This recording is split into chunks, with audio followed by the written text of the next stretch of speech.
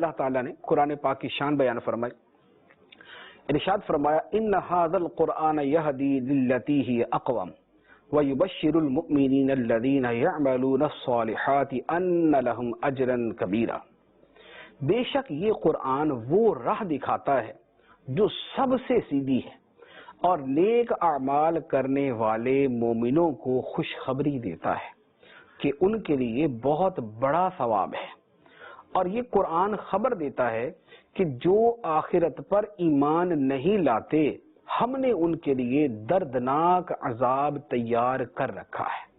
یہ قرآن پاک کے بنیادی مقاصد میں سے کہ قرآن سیدھی راہ دکھاتا ہے، نیک اعمال کرنے والوں کو خوشخبری دیتا ہے بہت بڑے ثواب کی، اور آخرت پر ایمان نہ لانے والوں کو یہ خبر دیتا ہے کہ ان کے لیے اللہ نے دردناک عذاب تیار کر رکھا ہے۔